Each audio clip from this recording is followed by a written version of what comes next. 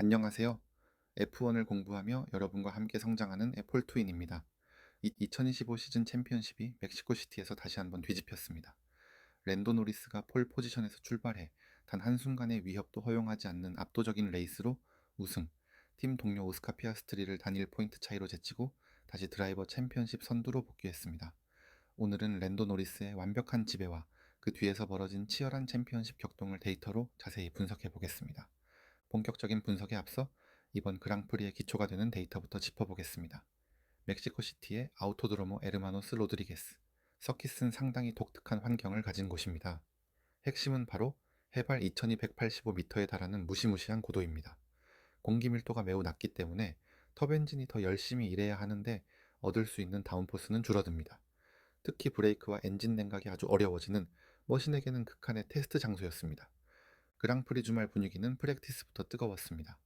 프랙티스 1에서는 루키들이 대거 출전하며 기대를 모았는데 베르스타펜을 대신해서 출전한 레드불의 아비드 린드블라드는 프랙티스 기록으로 6위를 차지하며 같은 레드불 소속의 정규 드라이버인 유키 츠노다의 9위보다도 빠른 랩을 성공시켰습니다. 아직 확정되지 않은 레드불의 나머지 한 자리에 대한 소문이 현실이 될지도 모르겠다는 생각이 드는 결과였습니다. 퀄리파잉과 레이스의 주인공은 랜도 노리스였습니다. 노리스는 퀄리파잉에서 완벽에 가까운 랩으로 1분 15.586초를 기록하며 폴 포지션을 차지했습니다. 반면 멕시코시티 직전까지 챔피언십 리더였던 오스카 피아스트리는 퀄리파잉에서 7위에 그치며 어려운 레이스를 예고했습니다. 퀄리파잉에서는 페라리가 인상적이었습니다. 샤를 르클레르가 2위, 루이스 해밀턴이 3위를 차지하며 페라리가 프론트로우와 2열을 모두 장악했습니다. 메르세데스의 조지 러셀이 4위, 그리고 드라이버 챔피언십 경쟁자인 레드불의 막스 베르스타펜은 5위에서 레이스를 시작하게 되었습니다. 그리고 일요일, 레이스가 시작되었습니다. 폴시터인 노리스는 완벽한 스타트로 1.3km에 달하는 1번 코너까지의 긴 직선주로 해서 선두를 굳건히 지켰습니다. 하지만 그의 바로 뒤는 그야말로 혼돈이었습니다. 2위 르클레르, 3위 해밀턴, 4위 러셀, 그리고 5위 베르스타펜까지 무려 4대의 차량이 1번 코너에 나란히 진입하려 했습니다. 이 과정에서 베르스타펜은 잔디를 밟으며 코너를 살짝 가로지르기도 했습니다. 노리스가 이 혼란을 틈타 단 한 랩 만에 2초 이상의 격차를 벌리는 동안 뒤쪽에서는 피아스트리가 스타트 직후 9위까지 밀려나며 챔피언십 방어의 적신호가 켜졌습니다. 레이스 내내 노리스는 문자 그대로 다른 리그에 있었습니다.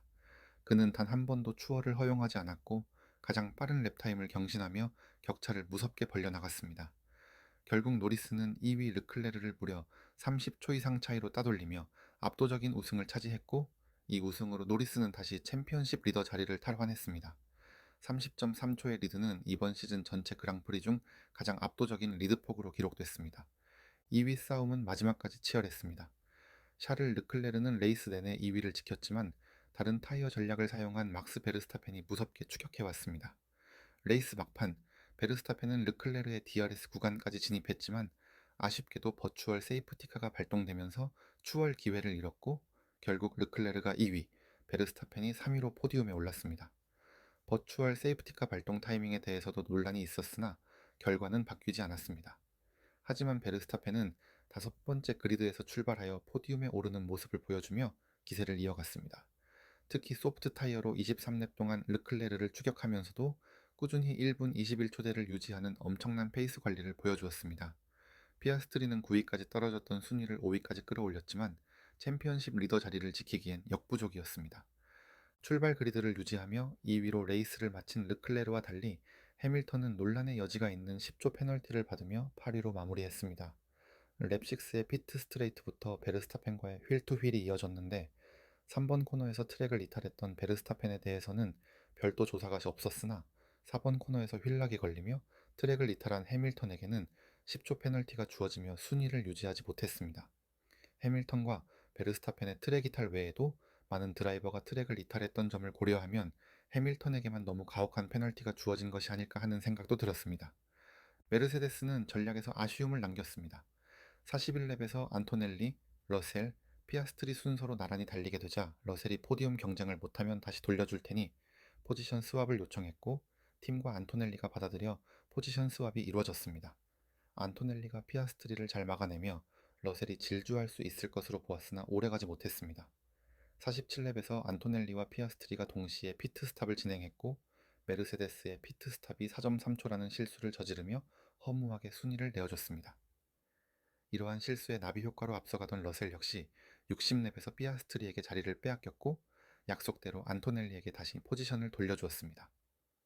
스포츠에 만약이라는 건 없다지만 만약 메르세데스가 포지션 스왑 결정을 조금 더 빨리 내렸다면, 만약 피트스탑에서 실수가 없었다면 러셀과 안토넬리는 조금 더 높은 순위로 레이스를 마쳤을까요? 피아스트리는 챔피언십 경쟁에서 더 멀어졌을까요? 이번 레이스는 타이어 전략이 극명하게 갈렸습니다.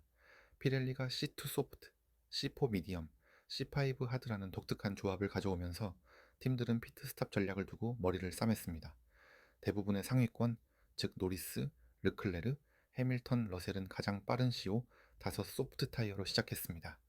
반면 베르스타펜은 상위권 중에서는 거의 유일하게 C4 미디엄 타이어를 선택해 정반대의 전략을 펼쳤습니다. 중하위권에서나 선택할 변칙적인 전략을 베르스타펜이 꺼내들 것이죠. 노리스는 소프트 타이어로 초반 격차를 압도적으로 벌린 뒤 미디엄으로 교체하는 완벽한 전공법에 가까운 원스탑을 성공시켰습니다. 정반대의 전략을 펼친 베르스타펜은 미디엄 타이어로 최대한 길게 버티며 다른 차들의 피트스톱 타이밍을 이용해 3위까지 올라섰습니다. 전략이 달라도 정답은 없다는 걸 보여준 셈이죠. 피아스트리는 레이스 후반 4위 베어만을 추격하기 위해 한 번 더 피트인하며 투스탑 전략을 감행했지만 아쉽게도 순위를 뒤집지는 못했습니다. 이번 그랑프리의 숨겨진 관전 포인트는 오피셜 주인공인 노리스가 아닌 하스의 루키 드라이버 올리버 베어만이었습니다. 9번 그리드에서 출발한 베어만은 오프닝 랩 혼전 상황에서 침착하게 주행하며 순위를 3위까지 끌어올린 뒤 레이스 내내 환상적인 페이스를 보여주며 무려 4위로 피니시했습니다. 이는 베어만 개인의 커리어 하이일 뿐만 아니라 하스 F1 팀 역사상 최고 성적 타이 기록입니다. 덕분에 우승자인 노리스를 제치고 드라이버 오브 더 데이에 선정되는 영광도 누리게 되었습니다. 여기에 팀 동료 에스테반 오콘까지 9위를 기록, 하스는 이번 그랑프리에서 더블 포인트를 획득하며 컨스트럭터 순위에서 자우버를 제치고 8위로 올라서며 중위권 경쟁에 참여하는 쾌거를 이뤘습니다. 자우버의 보르톨레토도 16번 그리드에서 출발해 10위로 마무리하며 포인트를 따내는 모습을 보였으나 베어만에 묻히고 말았습니다. 이번 멕시코시티 그랑프리로 챔피언십 포인트는 그야말로 대격변을 맞았습니다. 먼저 드라이버 챔피언십 WD치입니다. 랜도 노리스가 25점을 추가하며 총 357점이 되었습니다. 5위로 10점을 추가한 오스카 피아스트리는 356점으로 두 맥라렌 드라이버의 격차는 이제 단일 포인트입니다. 3위를 차지한 막스 베르스타펜은 321점으로 선두와 36점 차이로 4경기를 남기고 여전히 타이틀 경쟁의 불씨를 살려두었습니다. 그리고 모두가 드라이버 챔피언십 경쟁에 집중한 사이 소리 없는 전쟁터가 컨스트럭터 챔피언십 WCC의 2위 자리에서 벌어지고 있었습니다. 맥라렌이 713점으로 이미 챔피언을 확정지은 만큼 관심이 덜해졌지만 2위 자리를 두고 페라리와 메르세데스, 레드불이 피말리는 접전을 벌이고 있습니다. 이번 레이스에서 르클레르 2위, 해밀턴 8위로 페라리가 22점을 추가, 총 356점이 되었고 메르세데스는 러셀 7위, 안토넬리 6위로 14점을 추가해 총 355점으로 두 팀의 격차는 단일 포인트를 사이에 두고 역전되었습니다. 심지어 레드불 역시 346점으로 4위에 머물러 있지만 2위 페라리와의 격차가 10포인트에 불과해 남은 4경기에서 WCC 2위 자리는 누구에게 돌아갈지 한 치 앞도 예상할 수 없게 되었습니다. 마지막으로 F1 단신입니다. 멕시코시티 그랑프리의 기록들입니다. 앞서 말씀드린 대로 노리스는 30.3초의 리드로 이번 시즌 위닝 마진 신기록을 달성했습니다. 더하여 이번 드라이버 챔피언십 리더 교체는 5라운드를 남겨놓고 이루어졌는데 이는 2012년 이후 처음 있는 일입니다. 르클레는 최근 상승세에 힘을 얻어 커리어 50번째 포디움을 기록했습니다. 멕시코시티 프랙티스1에서 에스턴 마틴의 드라이버로 참여했던 루키 잭 크로포드가 2026 시즌 에스턴 마틴의 리저브 드라이버로 확정되었다는 소식입니다. 이렇게 루키 테스트에서 잘하면 리저브 드라이버로 등록되고 리저브에서도 기회를 잘 잡는다면 정규 드라이버가 될 수도 있겠죠.